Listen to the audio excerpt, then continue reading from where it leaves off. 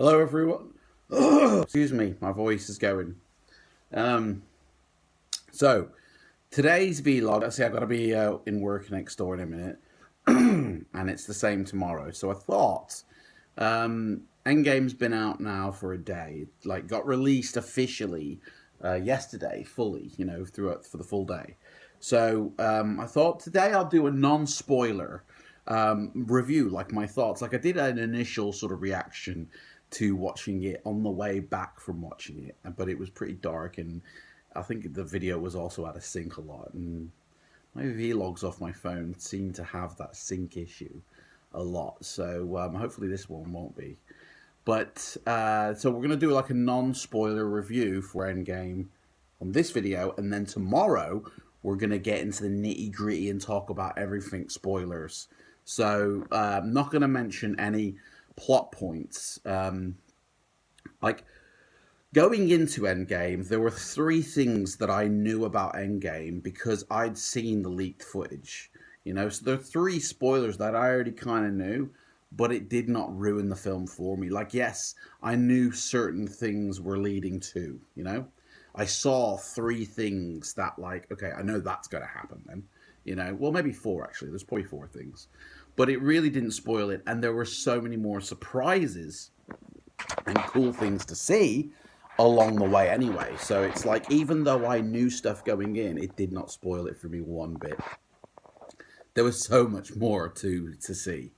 So obviously this end game is the end, as it says in the title, of the MCU for the first three phases. Everything that the first three phases has led to, this is that final bookend, and it culminates everything as well.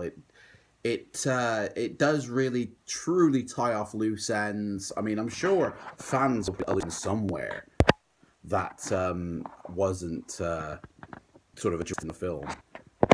Messaging. But it's, yeah. It really does tie, I think, everything off, and there's so many surprises. I mean, the film's 3 hours long, a 3 hour film. Don't forget that. And it picks up right after Infinity War. So, like, going back to Infinity War, Infinity War was all about Thanos. That was his film, really, his story arc. We introduced to Thanos films ago. Guardians of the Galaxy, Age of Ultron. There's certain films that we saw glimpses of Thanos in. And this one, Infinity War, was that sort of culmination of all them clips put together. Now he's on the path to get the stones for the gauntlet, and his idea was to snap his fingers and half of the universe will die, because back on his home world of Titan, he's seen what happens when a world runs out of resources and there's too many people, where the whole planet ends up dying. So to save his planet, he killed off half the people, and the other half got to live a fruitful and flourished life. And so he started to make that his mission everywhere else, where he saw planets that were on the verge of death. He would kill half of the people. The other half were so grateful that they were spared, and they had loads more resources. So his whole quest was, well, I can't keep going planet to planet doing this. This is just taking too long. Let's get them all done with one yow clip, snap on my fingers. So that's what Infinity War was all about. And obviously at the end of Infinity War, he snapped his fingers, and we saw half the Avenger teams, fade away to ash. And, we saw kind of the effects of it trickle throughout the universe as well. And it was like, oh my gosh. And then he disappeared, and nobody knew where he'd gone. Now, this film picks up literally moments after that snap has happened. We see, I mean, I'm not going to say actually what we see, but the story does continue. Now, there was some debate, because if you look at Infinity War and Endgame as a whole piece, there was some debate as to where do they finish Endgame. And tomorrow we're going to talk more in detail about where that end of Infinity War that they decided was going to take place. whereas where versus where it could have taken place. There is a spot in Endgame where you go, that could have been the end of Infinity War, and then this could have been the beginning of Endgame. But they chose to sort of bring that ending forward in the whole story. If you look at Endgame and Infinity War together, they kind of chose to bring that ending of Infinity War forward. And yeah, we could have had like 10, 15 minutes that's in Endgame. That could have been, stuck on the end of Infinity War. And no one would have been none the wiser. It would have been a great film. But I think Infinity War finished where it needed to, and Endgame picks up where it, continues on from. And Endgame, you got to be prepared. 3 hours long, guys. 3 hours. And you don't even feel it. Like, I didn't need the bathroom break at all, and I had like a big drink. And I really, just took it slowly. And honestly, you're on the edge of your seat for near enough the entire film. It ties up loose ends. It nods to a lot of stuff. If you're an MCU fan, if you've seen all the films, you're going to love it even more because you're going to recognize so many scenes, so many characters, so many like, oh my gosh, I remember this, or oh my gosh, I remember that, and oh my gosh, they're saying hello and nodding and a wink wink to that particular thing. Even if you're a fan of the comic books, you're going to be, now you're going to be in heaven, regardless, comic book fan or not. If you've never seen an MCU film and you start here, you know, unless somebody tells you or has is your guide, I don't know how the film would play out to a person who's never seen an MCU film.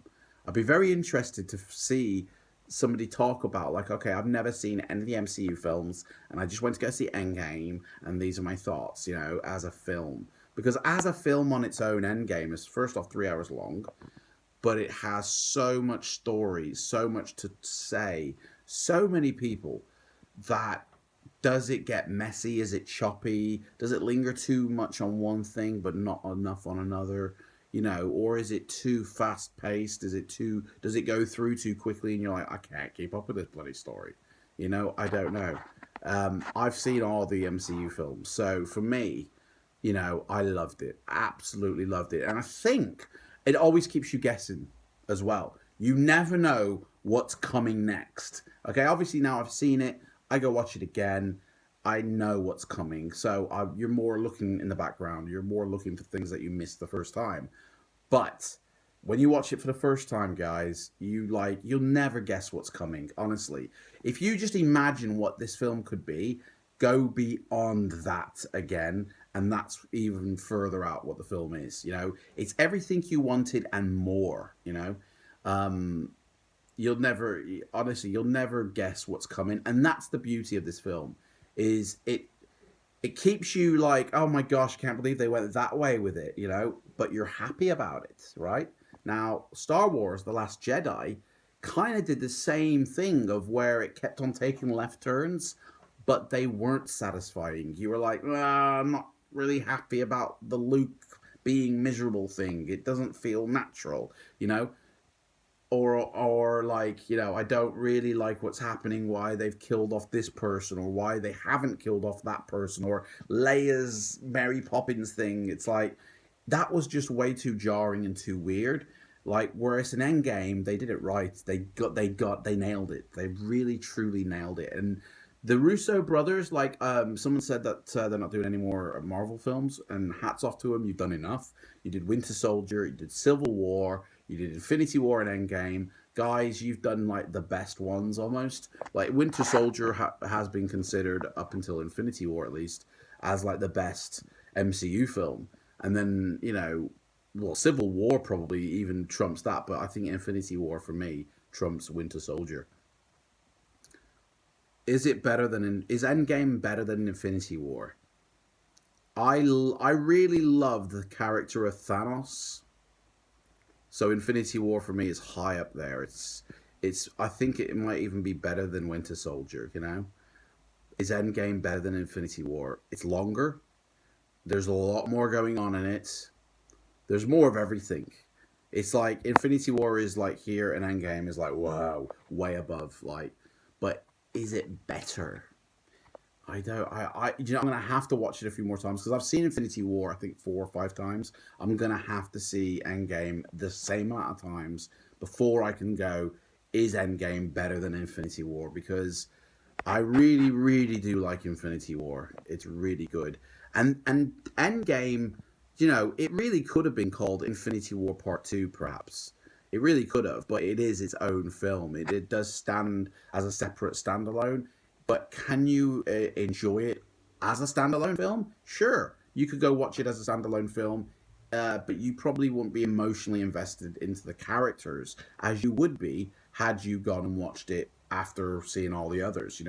It's like if you hadn't seen Doctor Strange, you know, you probably wouldn't get the references for Doctor Strange. If you hadn't seen Captain Marvel, you'd be like, well, who's this chick? So there are a lot of things you're not emotionally invested, but you still probably enjoy it, because it's a lot of movie and it's a lot of action. And hats off to the Russo brothers. But anyway, tomorrow we're going to talk spoilers, okay? We're going to dissect the film. We're going to go through the film bit by bit. We're going to talk about all the aspects of it, okay? So spoilers for tomorrow, all right? My review, though, if I had to give it like an out of 10, my initial review right now, I'd probably give it a real like 8.5 to 9 out of 10. You know, and in terms of the MCU, it's probably this my second favorite of the films.